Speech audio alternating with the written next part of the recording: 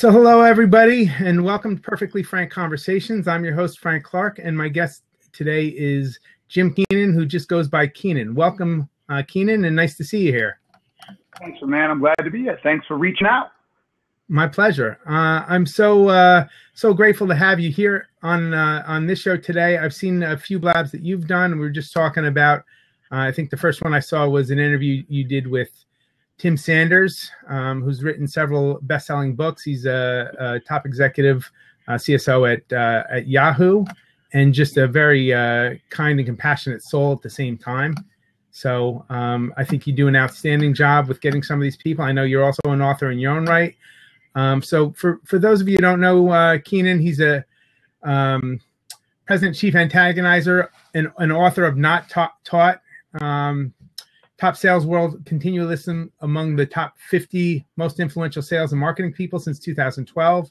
He's got more than 20 years of sales expertise and really has been influencing, learning, and shaping the sales world for a very long time now. So I really appreciate having you on the air today, Keenan. I'm looking forward to sharing some of your brilliance out with our audience here today on Blab. My pleasure. It should be fun. So get ready. Get ready. Pull your seatbelt. Get ready to rock and roll. So tell me, I like to start with, like, how did you get your start in business? Like your earliest start as a kid, what made you say, okay, I want to be an author someday, or I want to start a company, or I want to specialize in sales? Like, what was kind of like your earliest sales or business or writing experience? I didn't. And, I keep saying I need to go back to my high school and donate some books and tell them I'll come in and speak, because they'll all shit their pants. They're like, Keenan? 5 years to graduate, and a guy that graduated a 1.6, and all of us couldn't wait till he got the hell out of here so we have to put up with him anymore? That guy?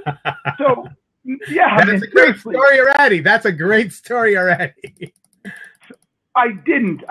And, I loved how you asked the question, because you didn't say just leave it out there, when did I get my start? You said, when you went all the way back, when as a kid. So I'm going to go all the way back for you. So awesome. Put it in context. So I got an early copy of Gary Vee's book, Ask Gary Vee. And as I was reading it, one of the questions was, some kid said, hey, I'm 14 years old and I want to be an entrepreneur. What do I need to do?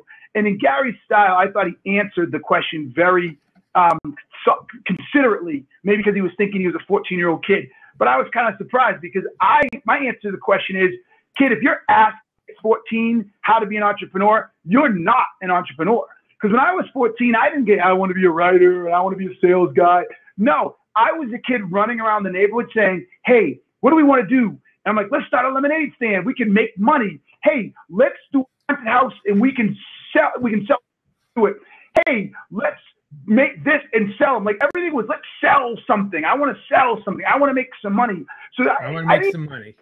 I want to make some money. Look, I'm going to show my age here, but in 1982, Risky Business came out. And if you remember this in the movie Risky Business, he was in an entrepreneurship class. I didn't even know what the word meant. Like, I didn't understand what an entrepreneurship class was. Yet I had been running around selling shit. I would buy candy at the local store for a nickel. This is back in the 80s or even late 70s. And I would take it to school and I'd sell it for a quarter. The teachers would get mad at me for taking advantage of other kids. I was like, no, I'm not. They didn't have the smart on the way to school. Why am I the bad guy? So that's how I got that was just innate. You are an entrepreneur or you're not, in my opinion. Now, you can grow into one, but if you're 14 years old and you're asking how to do it, you don't know it. So that's really how I got my start. And everybody who's known me for years knows that I'm always looking for the opportunity. Through college, I wasn't selling shit, but I was one who could get us in the bar when the line was closed. If you needed tickets or something, I was the guy that could get us the ticket. I was just an opportunist through my whole entire life. So it is what it is, I guess, Frank. Right. It's in your blood. You just knew that you wanted to make money, and you just went out and figured out how do you do it. Yeah. Mm-hmm. Which I think that's a great message right there. I think that's so important, because people say, oh, I want to be like you were saying with the story with the 14-year-old kid, how do I become an entrepreneur? Well, you know what? If you want to make money, figure out a way to hustle and find something that you can buy cheap and sell for more so that you can pocket, or find a service like mowing lawns or shoveling snow or whatever it might be. I mean, I shoveled snow as a kid. I had a paper route. I picked and sold blueberries. I did, I sold candy too at school, or gum. When Bubble Yum came out, we were buying that and selling it to the kids in school. whatever it was, I was trying to figure out how do you make money, because I wanted to buy things or have money, right? And plus, it was fun and kind of cool. And I'm teaching my son those things now. So he had his first lemonade stand when he was 5. Now I did a lot of the work, but he had to sit there, and I was teaching him business lessons along the way. This is how you make money. With you, I can't believe you brought that up. So 2 years ago or 2 summers ago, we didn't do it last summer. Oh, they went to camp. That's why. But I had girls who at the time were 8, 6, 3, and I made them draw pictures of themselves with crayons, right? Then I wrote on top of that 3 girls' cookies, 3 sisters' cookies, and I went and I sent it to a print shop, but I created stickers. And then from that, we would spend Saturdays making cookies and making brownies. And then we would wrap them in little ribbons. We'd smack on the sticker that said 3 sisters cookies, got a wicker basket, lined it with a really nice cloth, and then door to door selling a cookie and a freaking brownie for $4. Now you're marketing, okay? You've crossed the line. Now you're marketing. You've got your branding, you've got your presentation, you've got it all going on there. They made in like 3 Saturdays, they made $100 each. And then what I did is I showed them how P&L worked, and I actually drew it up in simple forms and made them do the math. And I said, okay, take out the cost of the cookie mix, take out the cost of the basket, take out the napkin. This is what's left, and this is what you made, and that's called profit. And They loved it. It's 8, 6, and 3. It was the greatest thing ever. So yes. I'll say this. I'll remember one of my earliest things was my mom, and I can't even remember how old I was, but it was probably in that range. We were at an event, and it was like a hot day, like 90, 95 degrees in the summer. And we went over she took us over to get ice cream bars right at the supermarket, like a quarter mile away. So a short walk, right? So we went over and got ice cream bars, but instead of just buying like a small box, she's like, okay, you know what we're going to do? We're going to buy a box of 24. Now, there was only 4 of us, right? But we bought a box of 24, and then we took the bars and we sold them for 10 or 15 cents to all the people at the event, went up and down the aisles. And we sold them out in like a few minutes. So we went back and with the money, and we bought another box and did it again. And then we bought another box and did it again. So I was like, wow, this is great. That's entrepreneurship in a nutshell. When you get it, you get it. Yes. Yep, you got it. So talk to us for a minute about your book. I want to start with your book, Not Taught, okay? And I think you're talking about, there it is right there. Talk about what you're teaching people in that book and what inspired you to write that book, Not Taught. So I'll start with what I'm teaching people. So basically what it teaches people is that we have moved from the industrial age to the information age. And it's the first major age shift we've had since moving from the agrarian society to the industrial age. And when you have a fundamental shift like that, what it takes to be successful in that age changes. Now, Oh, you froze up on my screen. From the industrial to everybody else. Oh, there you go. Okay, sorry. So a lot of people are aware that it's happened, but not everybody knows that it happened. And so very few people are asking themselves, what does that mean when it comes to being successful? How has the information age changed the rules to being successful than what you did in the industrial age? And so I said, wait a minute. Someone needs to explain this to people. And so the inspiration, ironically enough, comes from a concept where I call it, I got from Adam Grant's book, Give and Take. That was a great book. Yes. Which I think is interesting on the side. I'll tell you an interesting thing about him and his own give and taking, but that's a whole different story. I was asked to speak to the University of Denver for a graduate class. And I said, okay, I'll do it. And he asked me to do it for free. I'm like, all right, fine, I'll come in. I'll spend a couple hours. And I said, what do you want me to tell them? And he said, I'd like you to tell them what they need to know when they get out of here. So I went home and I sat down. I started drawing up the presentation or the speaking, whatever the hell you want to call it. And as I was done, I was like, whoa, this is entirely different than when I graduated from college or when I should have graduated from college. This is a whole different ballgame. And so I gave it to the kids. They responded well. And so I wrote a blog post, and that was really responded well. And so then I asked the question, why? That's when I realized we are moving from errors. And I said, look, this is a book. Like, this is so needed. There are a lot of people sort of talking on the periphery, and a lot of people sort of telling people what to do, but no one laid down the thesis on why it matters. and why you need to pay attention and what happens if you don't. And so that's where the idea came from, is giving. I gave, and what I got in return was an idea that I had never thought about. Mm-hmm. That's fantastic. I love the fact that it came out of you giving, that you were just trying to add value to these students. I love that. That's fantastic. That it was out of like giving, that you were like, wow, you know what? So many other people could benefit from this information. I've already done like the start here. I've crafted the message, refine it, fine tune it, turn it into a book here, and reach even more people. Give to even more people.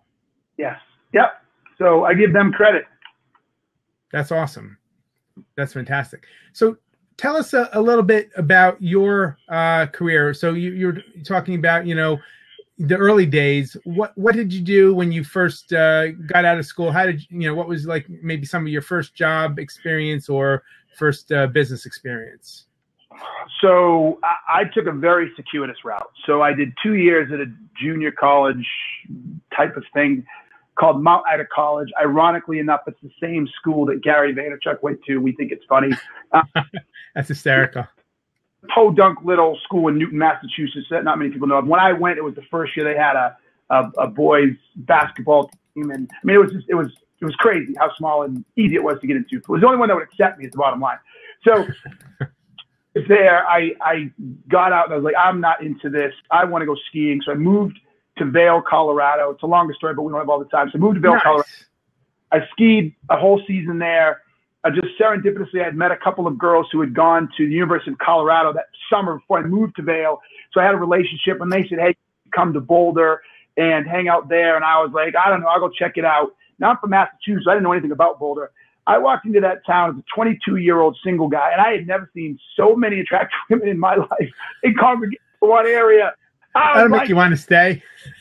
But here for the summer. I mean, it was like, I was against the wall in this bar, Taylor's, which is predominantly a fraternity sorority bar.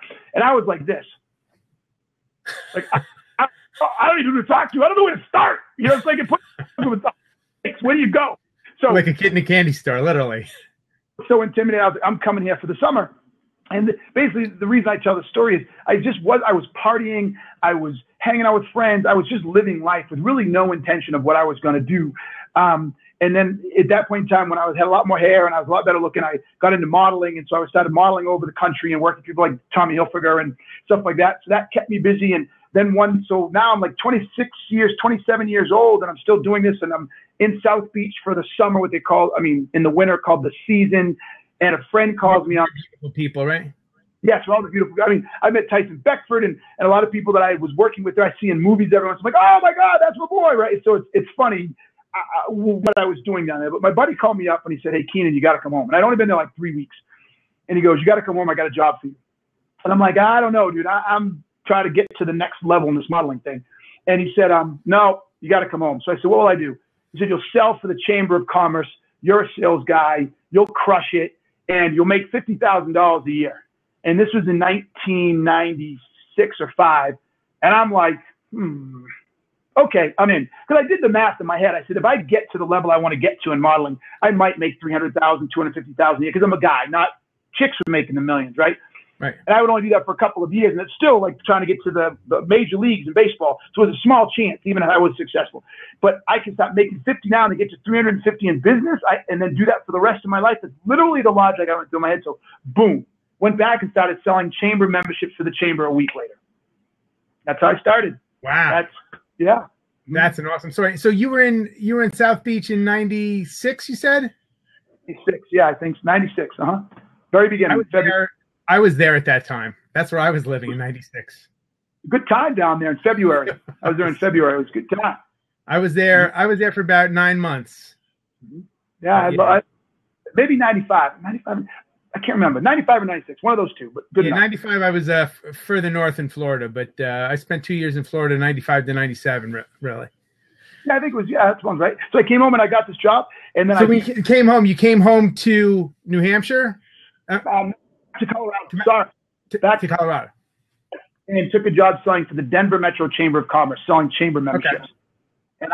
And I basically crushed every sales record they had.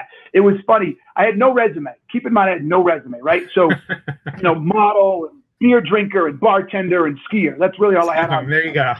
Yeah. And so they hired another guy with me as the safety net, and they only paid me $16,000 base, so their risk was nothing. I fucking crushed it. I just killed it. I was a machine.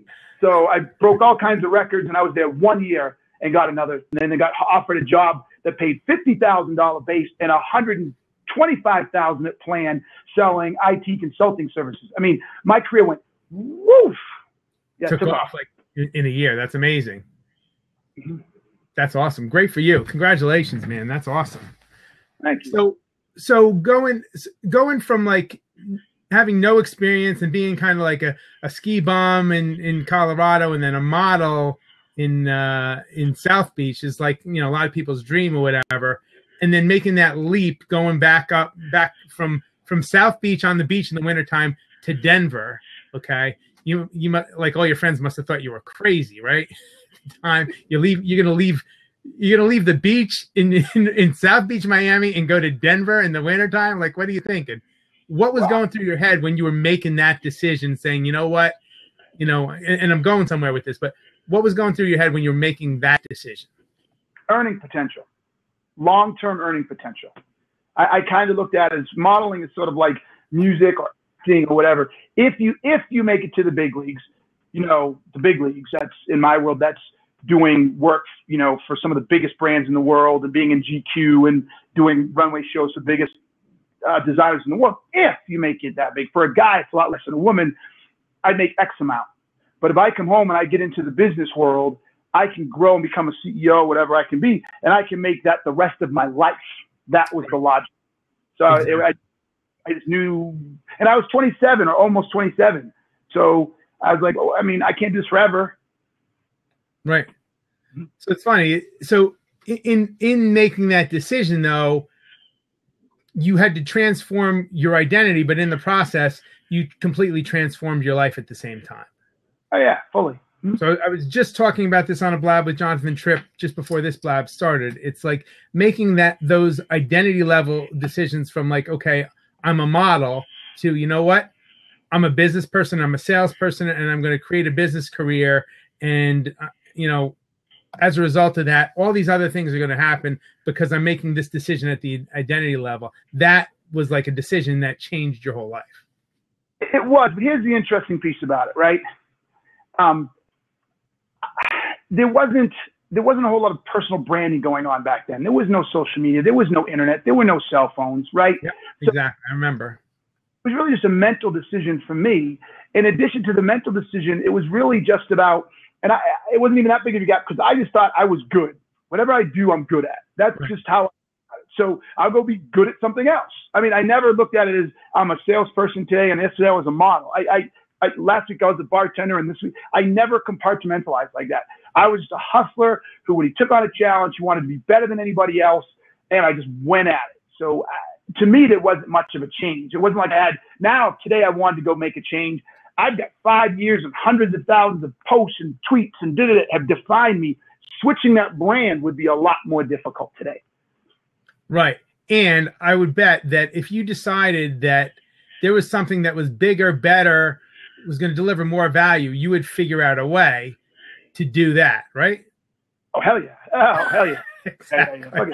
Totally, that confidence, that attitude that comes out of having been there, done that before. You've made that decision, like, okay, I'm going to go and I'm going to do this, and I'm going to be awesome at it. Yeah. One of my best friends in college, I forget the context of the conversation, but I'll never forget it. Thus, talking to you about it now, 25 years later, we were talking about something, and he said, Keenan, he goes, you are an opportunist. That's just who you are.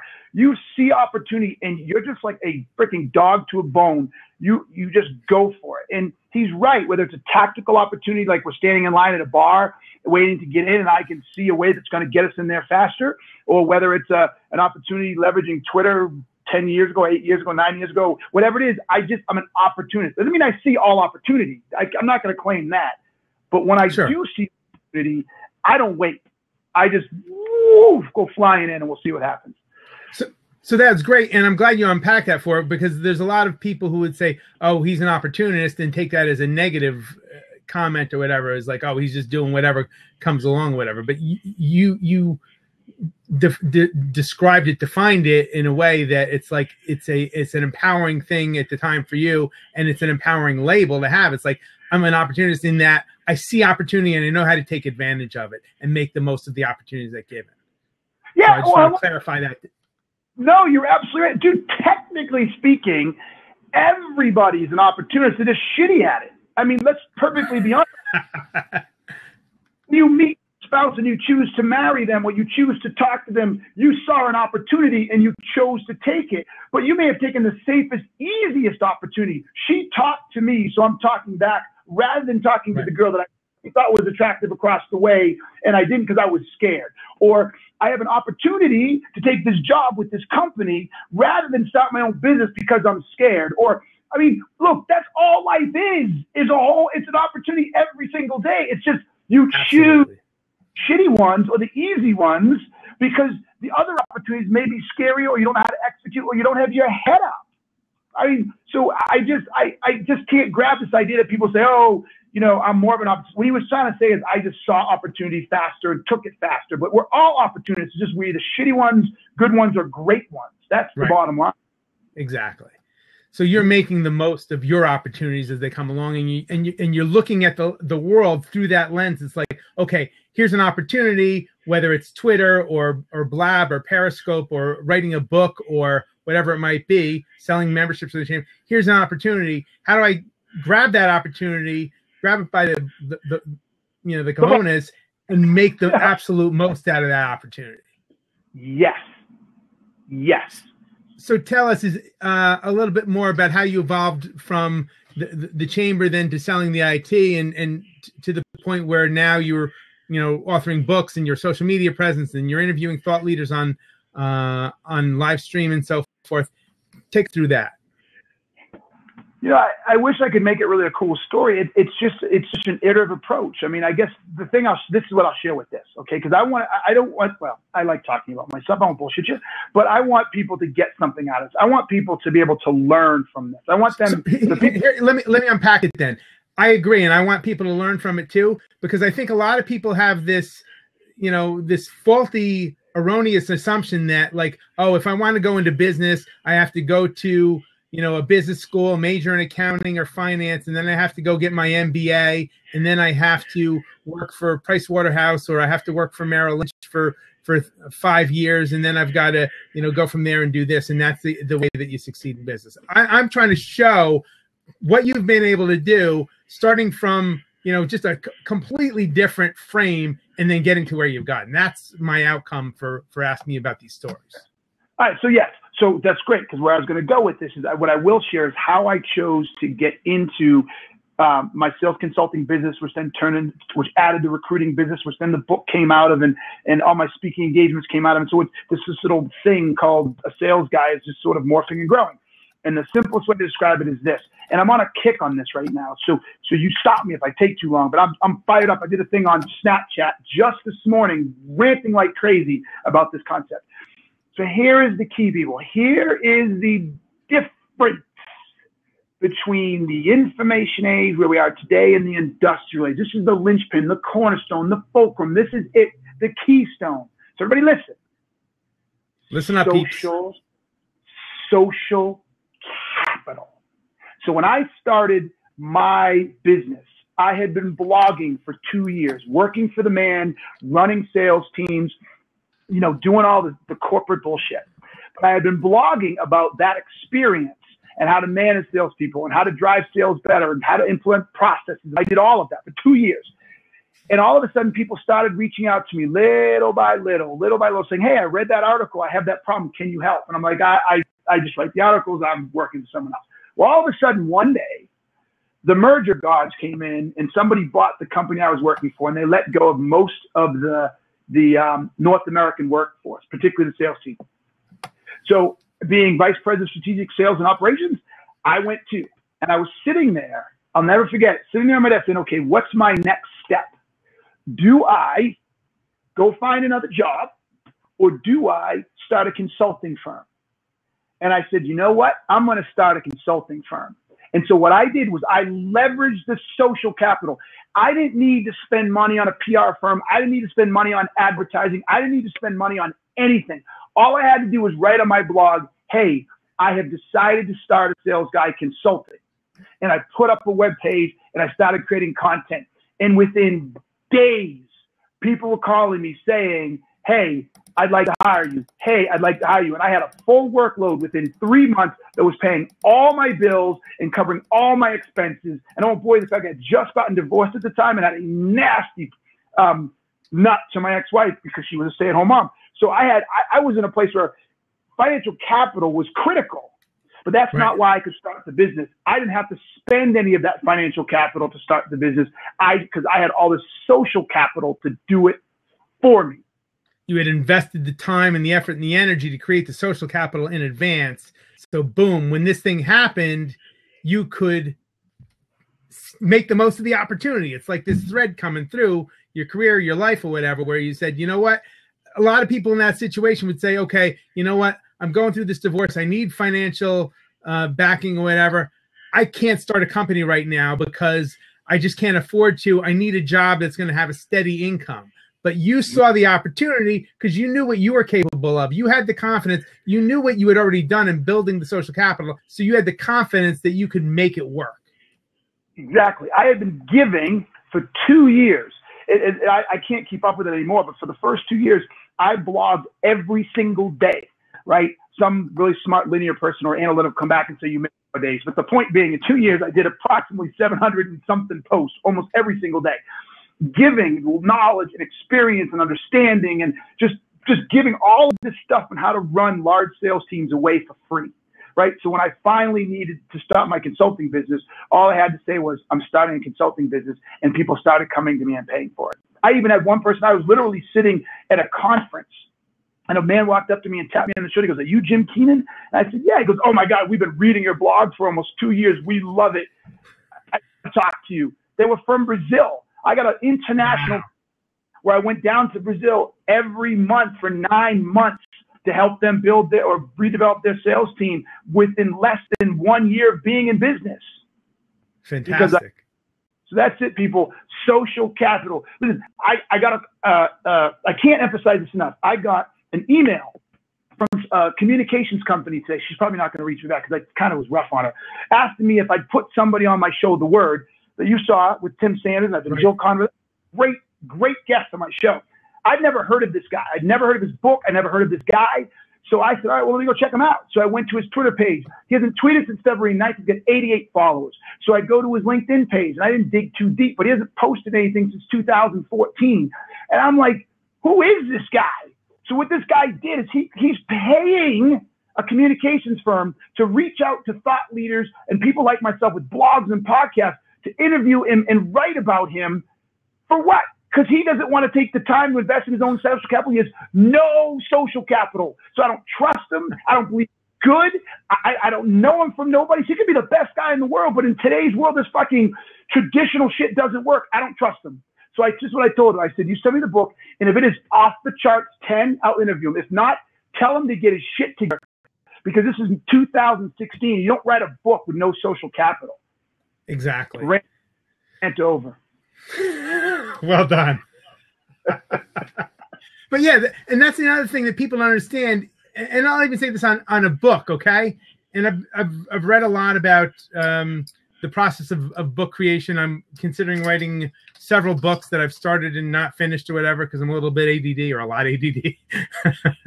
And it's not easy to write a book, okay? There's a process. And when you're writing a book, you need to have your audience in mind. But when you're writing a book, you damn well better have your audience built that's going to buy the book before you come out with a book. You can't just like write a book and wait from Amazon, or if you're lucky enough to get a publisher, write the book. That doesn't mean they're going to sell the book. It's incumbent on you, the author, to promote and sell your book. You've got to set up appearances. You've got to set up social media. You've got to be on Twitter and Facebook and LinkedIn and writing articles and blogs and talking about this stuff because you've got to create the audience and a feverish audience that can't wait to read your book. That's how you sell books. That's how you become a best-selling author. Not by like writing down, dictating into a phone and then having a speak-to-text write it thing and then you hit publish and then you wait for people to buy it. That ain't going to get you anywhere, right? No, it's not. And you know, I got to give the man credit where credit is due. I love Gary's analogy, a metaphor for this: jab, jab, right hook. It's not just build this following by asking for stuff all the time. If you've got enough value that you can write a book, then you should have been blogging the entire time you were writing the book. You should have been tweeting stuff about it the entire time. You should have been creating pulse articles the entire time, so that these ideas are being embraced by people, and people are learning from you, and they're sharing in this stuff, and they're buying into your thesis. They're buying into your belief system, so that when you drop the book, they already buy into who you are and what you're about. You don't lock yourself in a damn closet thinking you're just going to show up one day on the scene. It doesn't work that way. So exactly. If you've ever heard of a talk by the guys who were Chicken Soup for the Soul, Jack Canfield and Mark Victor Hansen, they talk about how they made that into a block, the very first book that they ever wrote, Chicken Soup for the Soul, Volume 1, whatever. They talk about the very specific strategies that they had to turn that into a bestseller well before the book was written. They were promoting themselves. They were talking about it. They were talking to everybody they knew. They were gathering the stories. They were telling people how they were gathering the stories. They were designing the stories and picking the stories to meet a specific niche in the marketplace. They were trying to, and then every book that they've done after that in that whole series has been like, okay, where is there an audience that's going to buy 10,000 or 100,000 or 1 million copies of stories on this particular topic?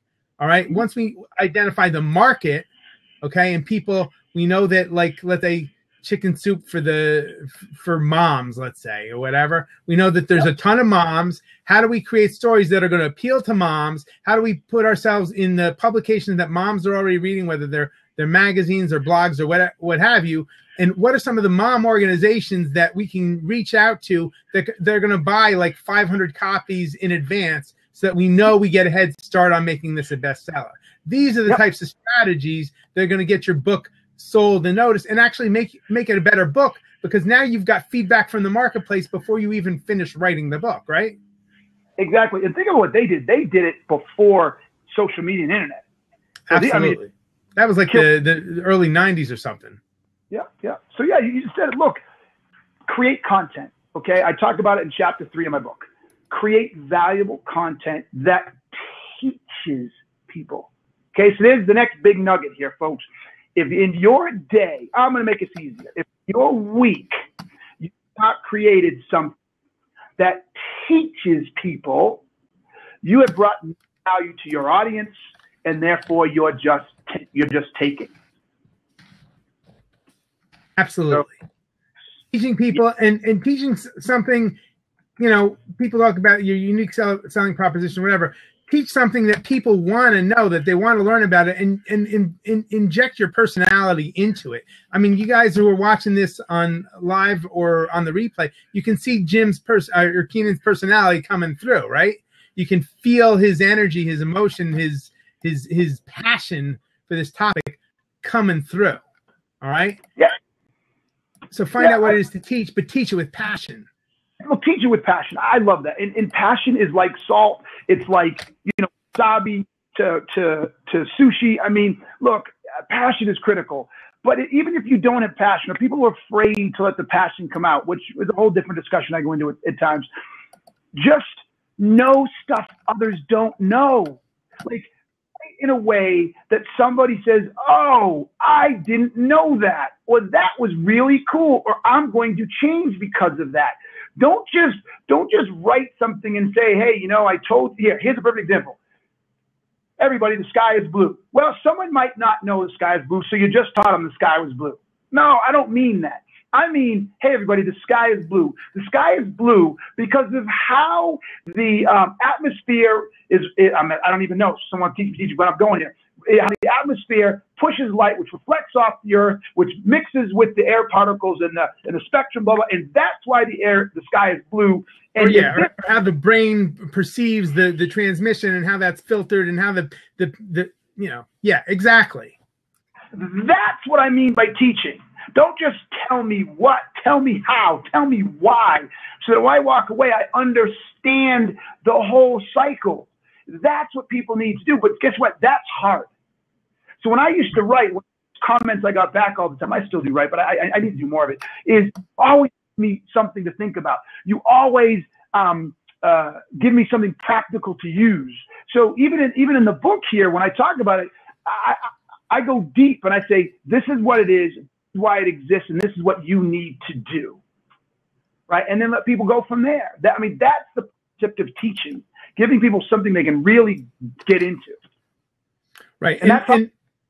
And you know, I just want to echo, like, going back to the beginning of this conversation, I discovered you here on Blab, not because you were promoting your book, but because you were out here trying to give value. You were trying to, like, you know, help promote somebody else. Tim Sanders is the interview that I saw you in. And you're taking your life experience and you're trying to, like, help him, you know, promote his message because it's of value to your audience. Okay. These are the kinds of things that help you build that social capital, not just getting out there and talking about me. Like today, you're talking about me because I'm asking you about you. I want to know about you. I want people to know about you and get to know who you are. So there's value in that. But I'm not getting on here and saying I'm here with Jim Keenan and I want to tell Jim all about me, because that would be stupid and offensive, and, you know, people would tune out in a heartbeat. Unnecessary. Exactly. Unnecessary. And look, I take this so seriously, and if I had a beer, you'd probably coax me into giving you the backstory.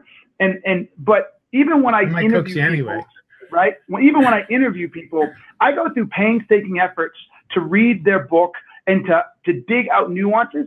And I ask my guests questions that I don't expect them to ask, or I ask my guests questions to go 2 or 3 layers deep. Because a lot of times the guests, because having written my own book, like, I forget not what I wrote, but there's so much there that I can, and sort of that the curse of knowledge. I just kind of skim right across the top, thinking everybody knows what I'm saying. And what I do with my guests is I say, well, wait a minute, you said this. Tell me more. Go deeper. Give me more information. How does that compare against this? That sounds contradictory to me. So I really try to pull them in so that I can provide even more value to my readers, so they can get more out of the book than just what it's about, why I wrote. You know what I'm saying? I want to go deep on everything. Right. Exactly. And that's because when you're going deep, you know, you're going to get to the nuggets. You're going to get to the core values. You're going to get to that wisdom that shaped that person, that helped them get to, like, those universal principles that are of value to everybody. Right. Yes. Mm-hmm. So I get you. So tell us some more of the, like, what was the one of your favorite lessons or stories from the book that you felt had the most impact, or you've gotten the best feedback on from your book? You know, it's funny. It's kind of changed on the mood I'm in. I'm kind of an emote responsive guy. You know, everybody loves the book because of the general discussion. And I thank you. I think it was Larry Levine just said it's a must read, real stuff. Thank you, Larry. Yes. You know, I really believe passionately that all of it is critical, and it's, you know, you got to follow your readers, and the readers have really gone to the reach and the branding and the creating content and you know, the brand use stuff. They've really globbed onto that. But there are some things here too that I think are really fundamental that we don't think about enough. And one of them is the idea, like, deliberate learning, right? Or being a change. I think you froze up on me again, buddy. Creator versus being up. I have a top leader series. You caught up. Sorry. Okay. Am I back? Where'd you lose me? Yeah, you're back. I don't know if it happened for other people, but it kind of all condensed. So if you go back 2 sentences. Okay. So I do a top leader series, and this is coming up. And what I do is one of my big ones is thinking. And I got someone coming up on this really soon. Thinking is one that people don't talk a lot about. And we just skim across. We think everybody thinks. I got bad news for everybody. No, you don't. No, you don't. You don't think. You don't put in the freaking thinking power required to actually solve big fucking hairy problems. And so this is one of my favorite chapters that almost no one ever talks about when they talk about the book. But the truth of the matter is, the days of not thinking are over. Look, when we first got jobs in the industrial age, the phrase that says, I don't pay you to think, was a joke, but it wasn't entirely a joke, people. Most of the jobs were rote, repetitious jobs, or there was management and there was everybody else, and management was paid to think and nobody else was paid to think. They didn't they didn't empower you to make decisions. They didn't empower you to do anything. You just do what you were told and do it really, really, really well, and you might make it to management. Because that was the age of systems and in industrial like systems where you could just do this repetitive task like Henry Ford with the car manufacturer. You're just going to do this little piece. I don't need your ideas about how to make a better carburetor. Just put in this carburetor because that's your job. That's what you're being paid to do. The other piece to it, change in many ways back in those days was really scary, and here's why. Look, we love Ford. He came up with the system, and it worked. But change was a lot slower back then. So therefore, if I came up with an idea to change the assembly line and I was wrong, with so much time was lost, that could bury a company, right? So the idea of trying new things and trying them often, et cetera, was exceedingly risky. Well, now we're in an age, talk about this in the book, that change happened so fast. Like in the 50s, the average Standard & Poor company was on the Standard & Poor thing for like 68 years, something crazy like that. In the 80s, it was like 40-something years. In the 90s, like 25. And I think it's down to 12 or 17 now, right? We had companies going from zero to $1 billion in 2 years. So guess what is most important now? Change. So if change is most important now, companies are desperate. And I talk about a study in my book on this. They're desperate for people who can come up with ideas, who can think on their feet, who can create new things instantly. And when that doesn't happen, they're at a disadvantage. So most people are on freaking autopilot. Most of you listening, and I love you, but most of the time you're in autopilot. Stop it. Start thinking. Think constantly. Question everything. Ask yourself, can I do this better? Is there a new idea? Why did you just tell me to do this? Why am I doing this now? I mean, just please think. And I talk about this, and that's my chapter, I think, is the most powerful that no one talks about. That's awesome, and I love that. And I'll add to that, not just think, but think bigger, people. Think bigger. So many people are so small-minded. If you haven't read Magic of Thinking Big by David Schwartz, everybody out there, read that book because that's an inspiring book. But think bigger. How can I solve global problems? How can I add more value to more people? Ask better questions that will help you to think bigger. Read books. Learn from people like Keenan who are teaching out there how to think better, how to think bigger, how to think more, how to help more people. That's where you're going to make a difference. Yes. I love what you're saying. And it comes down to the littlest things too. So I mean, like I was sitting on I sold books this way. Oh my God, a great story. I'll be fast about it. I was sitting on a plane, right? And and this is totally exactly what I mean by thinking. I'm sitting on a plane, and there's a woman next to me. Didn't talk to her the whole time. I travel 100,000+ miles a year, so I can't talk to everybody. I'm on the plane. And it's coming to the end of the ride, and I guess a man in the back was having a health condition or something, and so people were trying to help him. So you couldn't get to the restroom in the back, right? And, this is one of those things like use the restroom in your assigned cabin. And so people were trying to walk up and go to the restroom in the first class. But the flight attendant kept saying, no, please you can't use this. You need to use the one back there, right? And people kept saying, but it's blocked. She said, it'll clear up in a minute. So it didn't clear up. And then the lady next to me went to try to go use it, and she sent her back. And I looked at her and I said, this is lack of thinking. This woman has not recognized the situation she's created for the people on the plane, and she is unable to deviate from the rules to create a different environment because things have changed.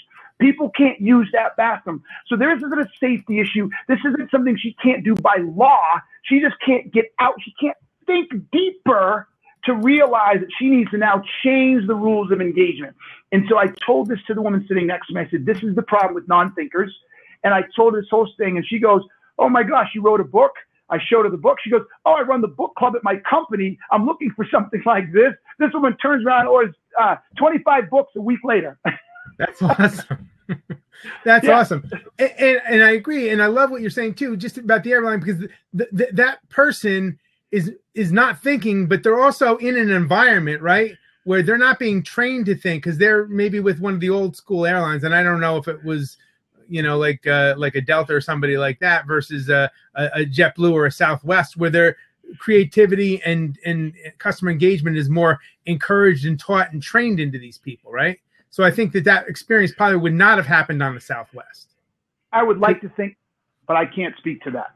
And every individual is different, obviously, but there's a culture, right? There's a culture that gets created within your brand. And if you're not changing the culture and training your employees to think and training your customers to give you the right kind of feedback to help you grow and improve, you're going to end up like Kodak and Xerox and be out of business in the not too distant future. Frank, you are right, but I am not going to put this on the airlines. I am not going to put this on companies. Yes, they need to, but I'm putting this shit square on that woman. Nobody can keep us from thinking. Nobody can take that away from us. You know, I mean, Viktor Frankl, I believe it is, talked about this when he was in the concentration camp, okay? So I'm sorry. Yes, United and Southwest, everybody should have cultures that encourage thinking more and all that, but you know what? Nobody loses for thinking and coming up with great ideas. If this woman lost her job and she goes apply somewhere else and tells them what happened, anybody worth their salt would be like, wait a minute, we want you. Okay? So, but she wasn't thinking because she's been stuck doing it too long. And when you do that, here's the next piece nugget for everybody, guys. When you get to this level of lack of thinking, the person you hurt the most is yourself. Because what you basically just said is, I don't care enough about me and the product me and what I deliver to people to actually improve it. So I don't care how I look. I don't care about the impact to me. And when you start caring about the impact to you, just fold up shop and go home. Yeah. So many people. That is so important because so many people get so lost in caring about what other people think about them or being afraid of being judged or whatever. Well, guess what?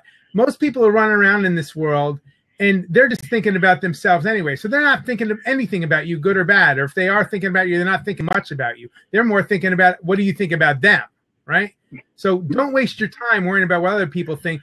Get out and think better. Think, bigger thoughts. Play a bigger game. Play a bigger game. And how you these are nuggets. These are nuggets coming here from Keenan. That's brilliant stuff. There you have it. So I want to give people an opportunity to get in touch with you. I'm going to post your website here again.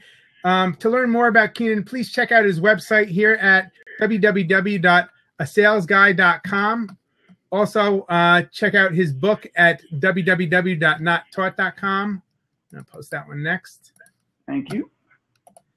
And guys, please, if you want to learn more, get this book and start learning some of these nuggets of wisdom. And definitely you want to follow Keenan. Keenan is bringing tremendous value to the world here in Blab and On-Stream Video. He gets great guests. He's got this kind of wisdom that he's delivering out here on his show. So follow him at Keenan here on Blab, and I think on Twitter. Is it the same on Periscope as well?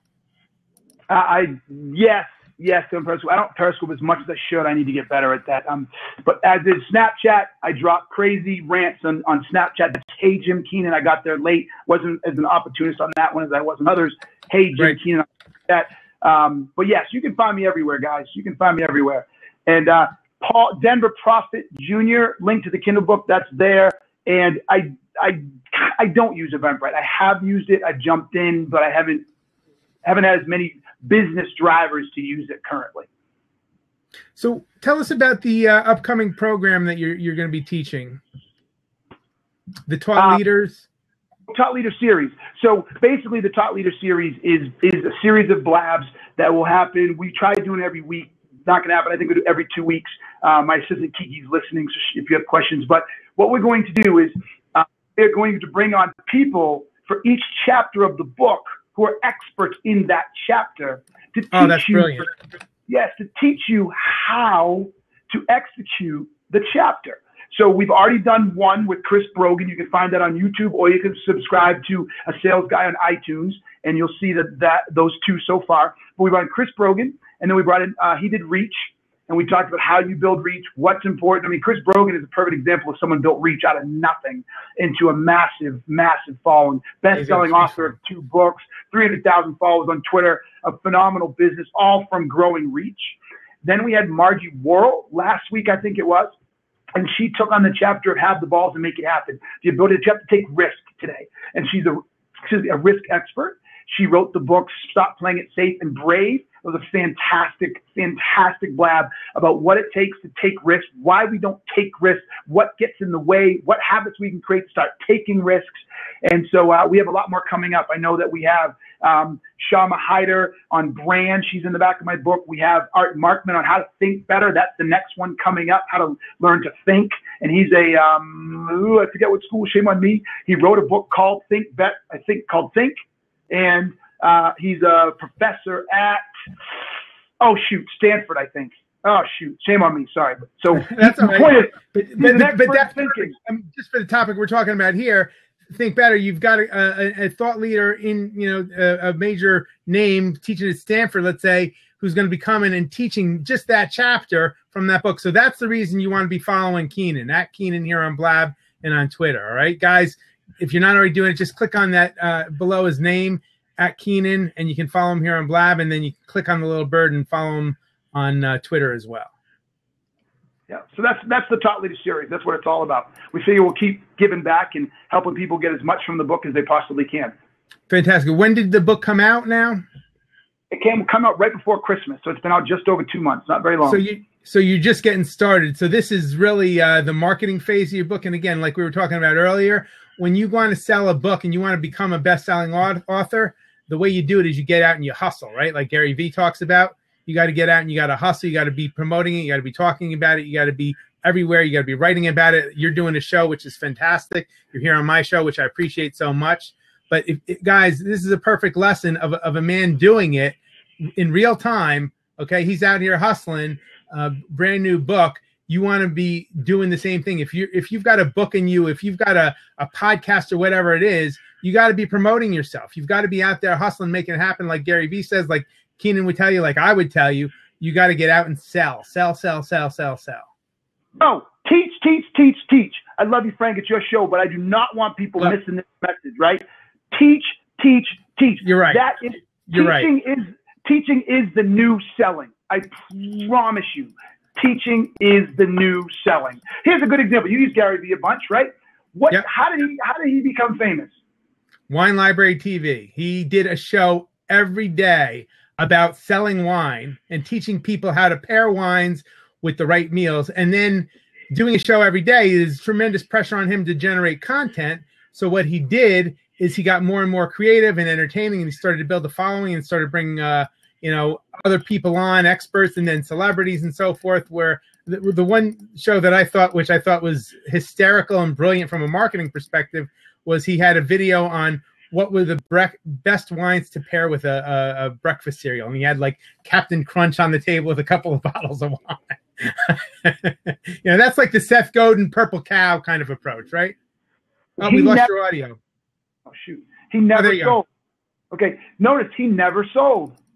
He did 1,000 episodes where all he did was teach you. So you checked in. You may have been entertained, yes, but you checked in to learn about wine.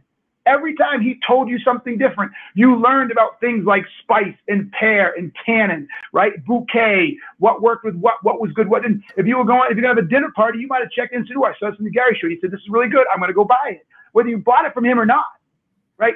Right. Is the new selling. That's simple. Right.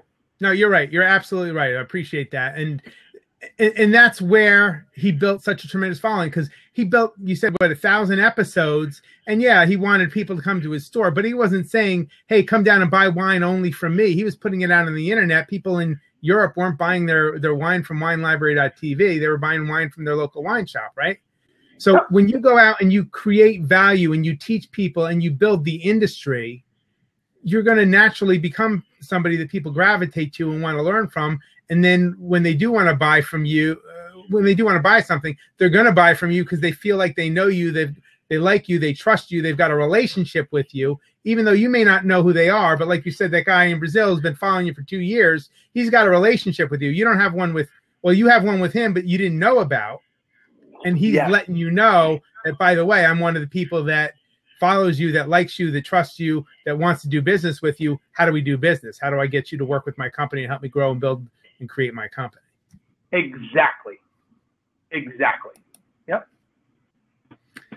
So I want to honor your time. I know we're coming up to an hour here, and I don't want to keep you much longer than you've got time for. I'd be more than happy to take some of the questions that we've got, or if people had additional questions, you can type /Q space. But just let me get clear. How much time do you have before you've got to run on to your next appointment? I got a few minutes. I can answer some questions. Yeah, absolutely. All right, guys. So golden opportunity here. If you've got a question for Keenan, he's here live. You can type /Q space in the chat, followed by your question, /Q space, and type in your question. So he had a question here, and I think you mentioned briefly, but let's just bring it in.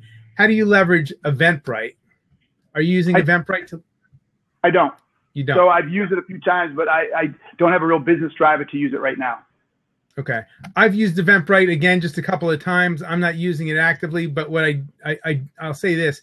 They do integrate pretty nicely with social media, with Facebook in particular. So it's designed to help you quickly share your event when people are subscribing. So if you have a good event coming up, that's a way that you can leverage a little bit about Eventbrite. Good call. Look more into it. Cool. Yeah. I like this question. By Valor Kingdom. Walter, yeah. Oh, did you ever? So Walter is an artist. Did you ever wonder why so many people want to be in business? So I'm going to assume, and if I'm going the wrong tact, Walter, please say so. I think what he means is be entrepreneurs, and I'm going to assume that's by the question.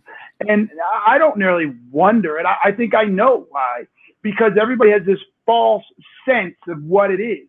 Look, it's the picture that's been painted is beautiful. You're your own boss. You make tons of money. You have your own schedule. You're nobody's bitch. I mean, yeah, it sounds freaking awesome, but it's not the real world. Look, if you're really successful and you get it to a certain point, yes, it can provide that type of lifestyle. If you can get a business that's big enough and it's functional enough and it's doing well enough that you can step away. You know, like I think of Larry Ellison, right? I mean, he built Oracle. He's still on the board. He's still the chair. The guy's never freaking around. He's a billionaire. Great. He lives the life. But getting it there, most businesses are owner operated. So if you leave, there's no money being made. And so your boss is no longer your boss. It's your customer. Like I just went on vacation the other day, and I would say 40% of my business still comes from my speaking engagements and comes from my consulting work. So I'm only halfway there with things running without me. And I was nervous to send the text that said, hey, guys, you ain't going to hear from me for 4 days. You know what I'm saying? Because they help them run their business. So your customers are your own boss. And guess what else is your own boss? The freaking bank account. So when that bank account is small and you need to get it bigger, you got to go do something. That's your boss. So to answer Walter's question, everybody wants to start their own businesses because of this sense of reality and what they think it is, not what it really is. Exactly. Paul's got a great comment here, which is you end up having lots of bosses, right? Because your customers are all your boss, right? Your employees become your boss if you've got employees. I mean, if you've ever had to meet payroll and, you know, that bank account isn't where it needs to be, man, you talk about pressure. Been there, done that. Yeah. Trust me, I know. It is not pleasant. It is not pleasant. You know, I did something about this the other day. I can't remember. Oh, I wrote a blog post. Oh, yeah. Pissed people off because I put on LinkedIn. This is the exact quote. Enough already. You're not a fucking entrepreneur. It's exactly what it said. And I basically broke down all these people who have jobs for the man and a side job, no matter how hard they work on it, no matter how much they make from it, if they're still collecting a paycheck from somebody else, they're not an entrepreneur. I call them entrepreneurs, right? So that's fine. I think entrepreneur is great. I'm not telling everybody to go run out and start your own business, but you're not an entrepreneur. And a guy wrote to me and he said, I learned this the day it was time for payroll and everybody got paid but me. And I was like, spot on. Exactly. He got it. Exactly. Yes. That's when you get it. You know, so many great examples. And I'm sure you've probably got some in your book, but like, you know, there's a book title that comes to mind, Leaders Eat Last.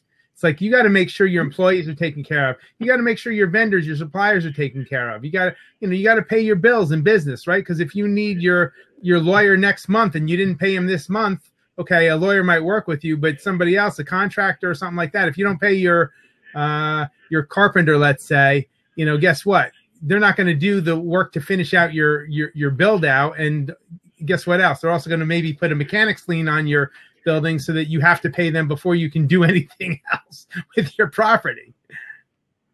Yeah, you're right. So that entrepreneur is not easy. I love it. I like the freedom. I like to know that I risk myself, right? I don't need anybody crawling down my throat. So it just works for me. Right. So it's control. So I agree. And, you know, I've got a background in entrepreneurship as well as in real estate. People invest in real estate. Why? Because they control the property. It's all about control. You don't have to ask somebody else, what should I do here? Should I get this tenant or that tenant? It's in your control 100%. That's one of the things people love about real estate. Entrepreneurship, same kind of appeal, is like, I don't want to work for the man. I want to be my own boss. Well, that's great. But when you discover what it is, it's like, guess what? You're the guy at the end of the night at 2 a.m. when everybody else has left. All of a sudden you find that you've got to do the dishes in the sink because your employees left it a mess, or you've got to take the garbage out, or you've got to, do these mundane tasks because nobody else is around to do them. Then you really get it, And like, too, this is really interesting. And I don't know if you want to bring in a caller. I'm perfectly okay with it. But here's a really interesting. You said something that's about control. I will be the first to admit that it was about control. Not control, like I have to control everybody, but this idea that I want to be in charge. I want to, I want to make the decisions. Because I think I'm smarter than everybody. So if some guy over me or some girl over me who's got their head up their butt trying to tell me something stupid and I have to go do it. But here's the interesting piece. As your business grows, you can't be in control of everything. You just can't be. And so I have to allow my team to make decisions on their own and to fail on their own and to do things and come up with ideas that I didn't think of. And so all of a sudden you're not in control anymore. And we're growing to the point where, I'm sure my team is getting frustrated because sometimes I'm telling them what to do and other times I'm like, you tell me. You tell me. This is what we got to get done. You go figure it out. I can't do it all. Here, read chapter 3, how to think, and then go do it. So win because you want control. If you're successful, you quickly realize you don't have control when you're on your own business. You have to give control away. Exactly, but you've got to give control away in a way that empowers people, that you've got them, so that they can think for themselves and they can grow in accordance with your vision of what you want, right? Otherwise, you've got to find better people, and that's one of the toughest things you're going to have to do in entrepreneurship is like figure out, as Jim Collins says in Good to Great, who to get on the bus and who to get off the bus. And when you got to get people off the bus, you got to do it quickly because otherwise it's just more pain over a longer period of time. So Walter, you had a question for Keenan. Let's bring you in. I know Walter is an artist. He's got over 350,000 images that he's created and is selling through a website. What is your question for Keenan today? Well, I wanted to know if you think beyond a certain point, like what is your ultimate goal? Like if you look at people that, why not? What is Keenan? So in other words, but if you think that way, then you're going to inspire other people to think that way when you get to that point of thinking. In other words, let's say you have more money than everyone. What are you going to do then? And how far? Look, I mean, we have an example, which is Warren Buffett, who actually has other people doing all these different jobs, and he reads most of the time, and then he looks to find one or two companies a year, maybe to invest if they live up to the standards of what he's looking for. And there's two things. He said the companies have to be able to be run by a dummy. Mm-hmm. They have to be so good that they can be run by someone who's not so good. And he wants to keep the management there that's there. I have some questions about that if I ever get to ask him, because sooner or later the management has to change. Buy one share of stock, and then you are allowed to go to his shareholder meetings. So that's how you do it. Buy one share of stocks. Maybe that's. I'm already in communication with him. That's not the point. Yeah, but I want your answer. Focus on that. This is what I would do if I had more money. My end goal is to. Okay, so I want to grow a sales guy to be a default choice for sales companies when they want to fix or solve their problems. So I want to grow sales guy as big as I can possibly grow it.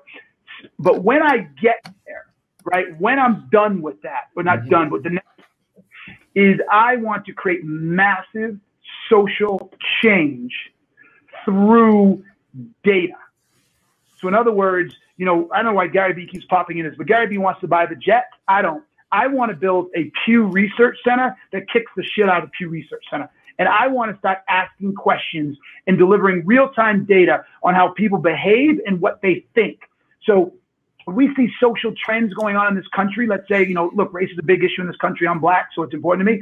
I want to run and I want to run surveys that ask really unique questions and create correlations to behaviors or correlations to voting or correlations to buying patterns or whatever, and say, look, people, this is the real underpinnings of society. So you want to fix stuff, fix this, right? Don't fix this. Don't do what you think it is. Don't work from hyperbole, because that's all we live in these days, hyperbole, right? The idea that all these people are running across the border and they're taking our jobs. Well, is that a fact? And why do these people come across the border? What's happening? So I want to start creating data that actually fundamentally can start changing the social ills of our society and call out the politicians and call out big business who push fake narratives that divide the country. I want to drop it right in the last, say, that's a lie. No, it's not. This is the truth. Okay, that's now, a great outcome. Go back to my first question, though. Remember the one that I typed in? Do you remember what that was? What was that? Because I think I deleted it. Yeah, about why do so many people want to be in business? Well, I said business, but you said entrepreneur. Why? Do you understand what's driving this force? I believe it's because they want freedom. I believe it's because they want freedom. I know, but you said yourself that you have to go way beyond not only wanting freedom, but then you have to go into really working hard to get to anywhere close to having freedom. Well, you're asking two different questions there. So you're asking why people want to do something, and I'll say this. I mean, motivations are going to vary. People want money, people want freedom, people want control, people want to get out of their existing job, people, want to try something. So there's different motivations, but you're asking now a second question or a different question. Yeah, I think I stick by my answer the first time, Walter. I think most people want to be entrepreneurs and start businesses today because there is a false belief of what it really is. So they're chasing the ideal. They're not chasing the reality. And I think that's why people want to do it. And that's also why so many fail. Right? I told you that, everybody jump in the pool. It's this bunch of beautiful people, this free beer, and the water's 80 degrees. And then you jump in and none of those people are there and it's freaking freezing and there's no beer. You jump right back out. And isn't that true with many things in life?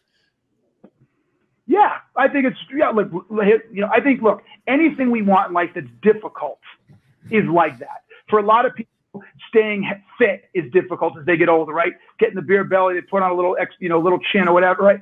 And some people are happy with it, some aren't. Those who say, I want to be fit, there's a small portion who actually commit the long-term effort to get it done. Look, it's a cheesy phrase, but anything that is worthwhile takes a lot of work.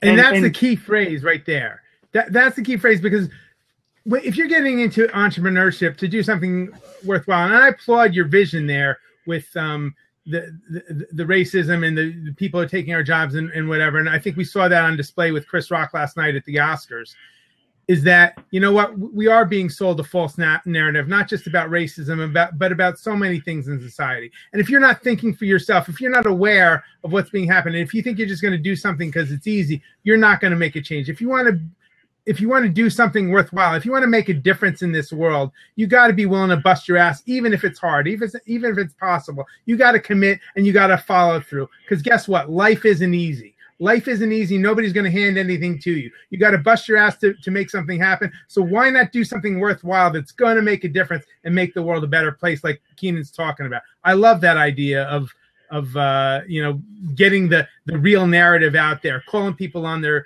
BS, and let's get the real story of what's actually happening, in so many different areas. Okay. So, but the thing is also that's why people are encouraged to find something that they really love, because unless you really love something, you won't have the energy, the drive or motivation to work at it enough. Exactly. To be successful. You're absolutely right, Walter. But a lot of people aren't willing to do what it takes to find what they love, or they want to go from 0 to 100, right? So I don't know, what does it say you love? Let's say you love singing and you're not a good singer. Well, let's take Walter for an example. No, take me for a real example. I have 351,000 images, and I know that my entire collection is worth $255 trillion. Now, if I told you I have that much product, no, really look into it now. I'm serious. If I have that much product, but I don't know anything about sales and I don't want to do sales, I want someone else to take over the sales. Were you motivated to do something with that? No. Matter of fact, if you told me to sell for you because you had that, I would say you're misguided. Because you basically just told me that your art collection is worth the total GDP of almost half the world, if not the entire world. So That's the right. entire I'm not bullshitting you. Your art is not worth the entire GDP of the world. It certainly is. No, it's not because, okay, so there you go. There's a perfect example I'm talking when it comes to thinking. Walter, I love you and I love your passion, but you're not being honest with yourself. Because what you're saying is the whole world needs to pay everything to get the value out of my artwork. And it's not, nothing is worth that. Nothing. Why? No, I can tell you why. Okay. I can tell you exactly why. Everything that you have around you, everything was created by an idea. Everything. Yeah. Everything starts with an idea. And if my art can stimulate or encourage or has ideas in it that will make this world go way beyond anything it's ever accomplished so far, it is worth that. And look at it that way. Well, it may be worth. You're saying it's worth in what get people to do. All right, then I guess I'm behind that. But when someone says value to me, it's what they will pay or what they'll give up for it. Okay, I was going to get on a different road. But so from that perspective, okay, Walter, I'll give it to you. Thank you. Yeah. So I think what Keenan is saying that if you sold Europe, Africa, and Australia and Antarctica and South America, then you could probably afford to buy the collection of images that you have. And nobody owns all of that. You've set in a possibly high standard that, and I understand you can have that, you can put that value on it yourself, but at the end of the day, business is a marketplace, and the marketplace is going to value what it values, how it values it. So if you were to put your artwork up in Sotheby's or Christie's alongside Picasso and Van Gogh and Rembrandt and the great artists of the world, would people pay $255 trillion to own your artwork? And if they would, then that is worth that amount of money. But the marketplace will dictate value. Right, not right at this point, but over time. Now, the thing with art is that it's never, you got to sell it now.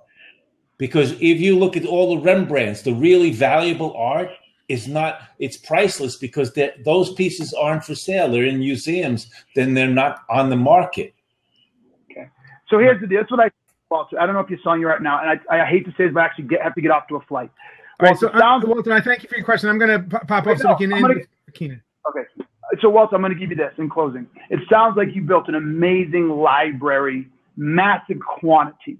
If I'm in your shoes, I'm taking that quantity of art, I'm taking the people who are engaging with it, and I'm kind of shrink down how much I create and see if I can create more of the stuff they really, really like and see if I can use that to expand my reach, to turn it into a revenue generator, and then be able to do more of the quantity. But it feels to me you're going this way, and you're grabbing at things that are all ethereal, and that's not going to allow you to make it a business that you can live off and live the life you want, if you're not already doing it. So I don't know your whole story, but that's my parting information for you.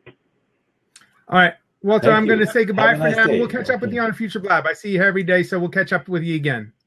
Love it, Walter. Thanks, babe. Thanks for your questions. So Keenan's got to jump. I just want to give one more opportunity for people to connect with you and post up your links here.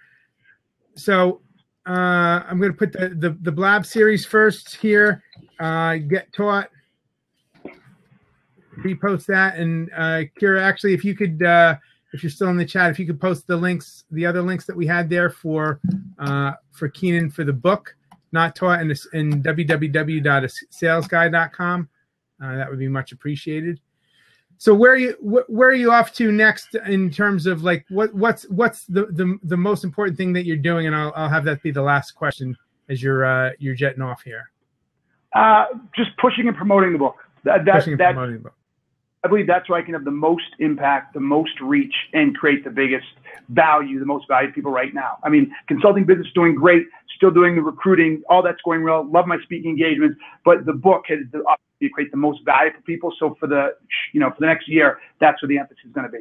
Great. That's awesome. So thank you so much from the bottom of my heart for being on here today. I really appreciate you and what you're doing, what you're giving, what you gave here today on the Blab, and what you're giving out on your Blab series there.